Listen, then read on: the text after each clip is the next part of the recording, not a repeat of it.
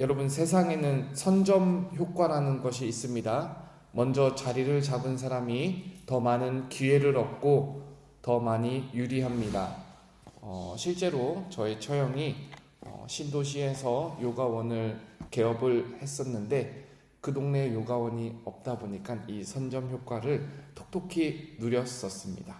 많은 방면에서 이런 효과를 누릴 수 있겠죠. 먼저 경험한 사람, 또 먼저 배운 사람, 또 먼저 자리를 잡은 사람, 분명히 선전 효과는 있습니다. 신앙의 자리도 그렇다라고 할 수 있어요. 일찍이 말씀을 들은 것, 예배의 자리에 먼저 나와 앉아있던 것, 믿음의 부모님 아래에서 자란 것, 교회의 역사와 신앙의 유산을 받아든다는 것은 굉장히 소중한 일입니다.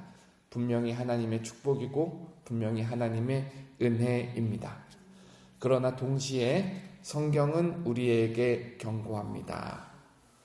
먼저 된 사람이 나중되고 나중된 사람이 먼저 될 수도 있다. 오늘 본문은 이러한 역설을 우리에게 보여줍니다. 먼저는 여리고 성에서는 회복의 역사가 일어납니다. 우리가 잘 알다시피 여리고 성은 하나님의 심판을 받아 무너진 성읍이에요. 또 하나님께서 그 여리고 성읍을 저주하셨는데 누구든지 여리고 성을 다시 세우려고 하는 사람이 있다면 그 사람은 저주를 받아 죽을 것이다 라는 하나님의 말씀이 있는 자리예요. 언뜻 보면 저주가 영원할 것 같지만 바로 그 자리에서 오늘 본문에 보니까 회복의 역사가 일어납니다. 토산을 얻을 수 없었던 나쁜 땅이, 물이 안 좋아서 열매를 맺지 못했던 그 땅에서 생명의 역사가 일어납니다. 죽음의 장리에서 생명의 역사가 일어나는 거죠. 반대로 베델에서는 심판이 일어납니다. 여러분, 베델도 원래는 은혜의 자리 아니었습니까? 하나님께서 도망자 야곱을 만나주신 땅입니다. 하늘문이 열리고 사닥다리가 보였던 곳이 바로 베델입니다. 그 베델에서 하나님께서 야곱과 언약을 맺어 주십니다. 이름도 얼마나 은혜로워요. 벳엘, 하나님의 집입니다. 그런데 오늘 본문에 보면은 바로 그 베델에 심판이 임합니다. 하나님의 선지자를 조롱하던 무리에게 암곰 2마리가 찾아와서 42명이나 되는 어린아이들을 찢어놓는 일이 일어납니다. 누군가는 베델이라는 이름만으로도 그것은 안전한 자리라 생각했을지 모르지만 본문은 그렇지 않다라고 말합니다. 어디서 이러한 역전이 일어날까요? 우리 오늘 함께 본문을 살펴보면서 우리의 영혼이 참으로 안전한 자리를 찾아 들어가기를 소망합니다. 첫 번째, 여리고의 회복입니다. 먼저 19절을 보십시오.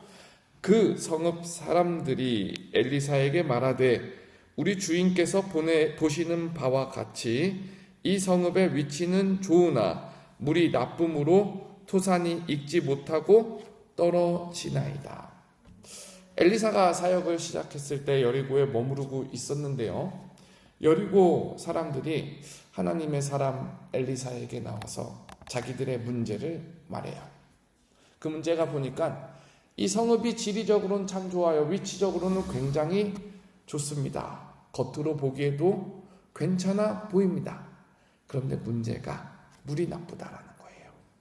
물이 병들어 있다라는 거예요. 그래서 열매가 맺히지 않는다라는 거예요. 여러분, 우리는 이 말 속에서 하나의 귀한 통찰을 얻습니다.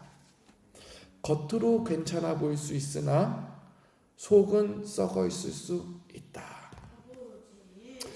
현대인들이 겉모습만 보면 모두 괜찮아 보여요. 좋은 직장, 좋은 배경, 좋은 집, 좋은 차. 근데 겉으로 보이는 것이 전부가 아닌 것이 바로 요즘 세상입니다. 우리는 생명의 근원이 건강한 사람이 되어야 합니다. 마음이, 신앙이 건강해야 하고, 그러기 위해서 우리가 주님께 꼭 붙어 있어야 될 줄 믿습니다. 참 안타까운 것은 많은 사람들이 속을 숨기면서 살아갑니다. 아파도 안 아픈 척, 상처와 아픔을 숨기고 살아갑니다. 그런데 오늘 여리고 사람들의 모습 속에서 지혜를 배우기를 바랍니다. 이 여리고 사람들은 하나님 앞에서 자기 문제를 숨김 없이 인정했어요. 바로 여기에서 회복의 역사가 시작되는 거죠. 복음서의 수많은 병자들을 보십시오. 이 수많은 병자들이 예수님께 고침을 받을 때에도 이 수많은 병자들의 특징이 똑같이 있었습니다. 예수님께 나아왔다라는 거예요. 몰래 나아오든 소리를 지르며 나오든 자기의 아픈 자리를 주님께 보여드리는 사람이 바로 회복의 첫 시작에 있었다라는 사실입니다. 사랑하는 여러분, 오늘 이 기도의 자리가 우리가 가장 아픈 곳을 주님께 솔직하게 내어드리는 자리가 되기를 소망합니다. 여리고 사람들이 문제를 선지자에게 말할 때 엘리야가 응답을 줬어요. 21절에 보겠습니다. 엘리사가 물 근원으로 나아가서 소금을 그 가운데에 던지며 이르되 여호와의 말씀이 내가 이 물을 고쳤으니 이로부터 다시는 죽음이나 열매 맺지 못함이 없을지니라 하셨느니라 하니 물을 고치는 역사가 일어납니다. 여기서 엘리사가 소금을 쥐어서 물의 근원에 던지는데 이 행동 뒤에 있는 것을 우리는 볼 수 있어야 돼요. 소금을 물에 던지는데 엘리사가 말하기를 하나님께서 말씀하셨습니다. 이 물의 근원은 이제 고침을 받았습니다. 바로 고친 것은 여호와의 말씀입니다. 하나님의 은혜가 회복을 시작하셨고 하나님의 은혜가 저주의 땅을 생명의 땅으로 바꾸어 놓았습니다. 이 시간 우리 심령의 가장 깊은 곳에 하나님의 말씀이 소금처럼 뿌려지기를 바랍니다. 여러분, 상처 입은 곳에 소금이 뿌려지면 쓰라려요. 상처 입은 곳에 소금이 뿌려지면 찔리는 듯한 고통이 있어요. 우리의 말씀이 우리 심령에 들어온다라는 것은 아픔을 드러내는 아픔이 있을 수 있고 양심을 찌르는 고통이 있을 수 있고 감추어졌던 것을 들춰내는 역사가 있을 수 있습니다. 그러나 바로 심령 가운데 말씀이 뿌려질 때에 바로 그 자리가 고침을 받는 줄 믿습니다. 자, 첫 번째 이렇게 여리고에서 회복의 역사가 있었다면 베델에서는 도대체 어떤 심판이 있었는가? 엘리사가 여리고의 사역을 마치고 베델로 올라갑니다. 본문 23절입니다. 엘리사가 거기서 베델로 올라가더니 그가 길에서 올라갈 때에 작은 아이들이 성읍에서 나와 그를 조롱하여 이르되 대머리여 올라가라, 대머리여 올라가라 하는지라. 참 머리숱이 없으면 사역하기도 힘들 것 같아요. 저는 감사하게도 머리는 쉬었지만 머리숱은 굉장히 많습니다.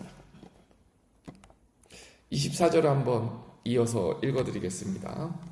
엘리사가 뒤로 돌이켜 그들을 보고 여호와의 이름으로 저주하매 곧 수풀에서 암곰 둘이 나와서 아이들 중에 42명을 찢었더라.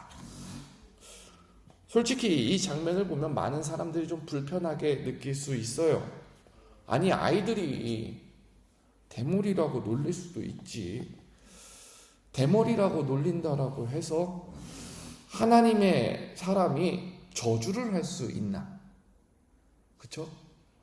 하나님의 사람이라는 사람이 자기 인격에 상처를 받는다 해서 바로 거기에서 온유하지 못하고 이렇게 저주를 할 수 있나?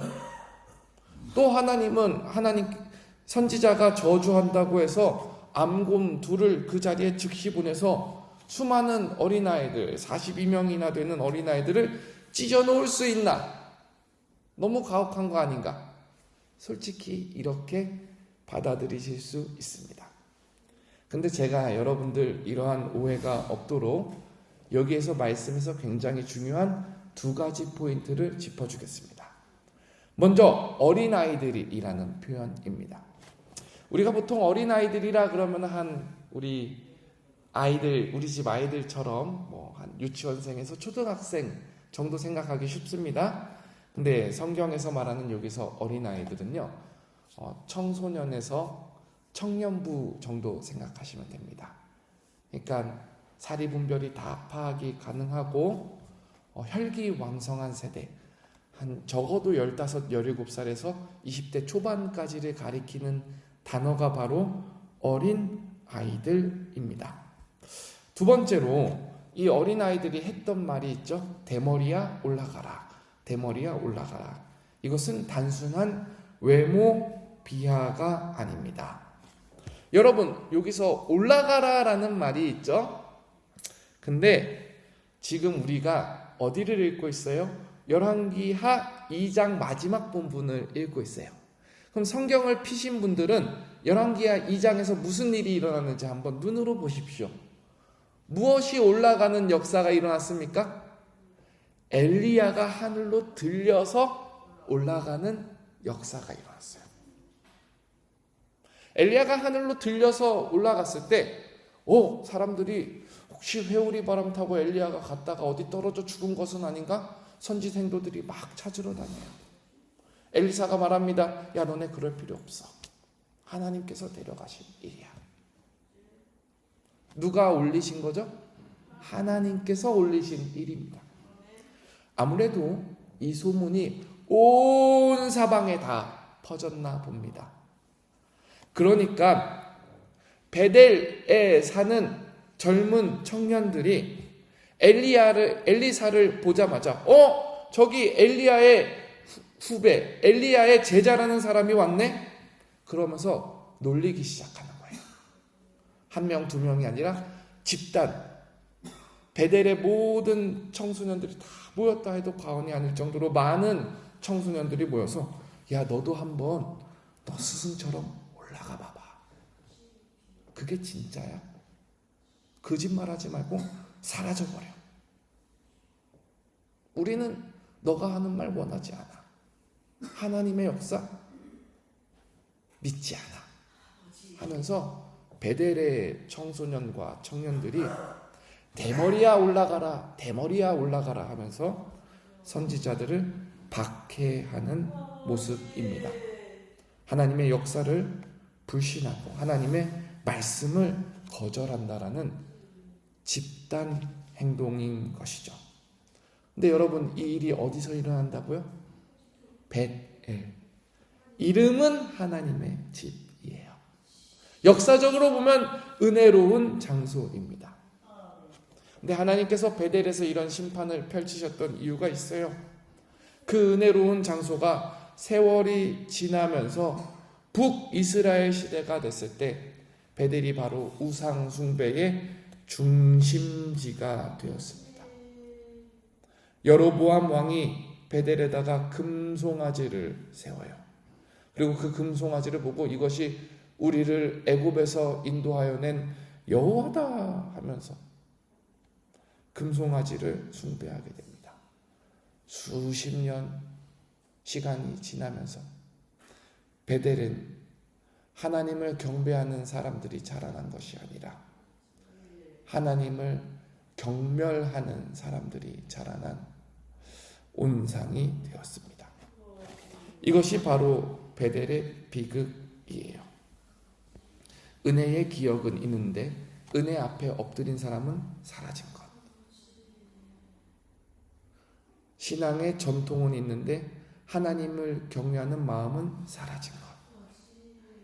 이름은 하나님의 집인데 하나님을 사랑하는 사람들이 없는 것. 결국 오늘 이 두 사건을 종합해 보면은 저주의 자리였던 심판의 자리였던 여리고는 회복을 경험하고 은혜의 자리였던 베델은 심판을 받아 떨어집니다.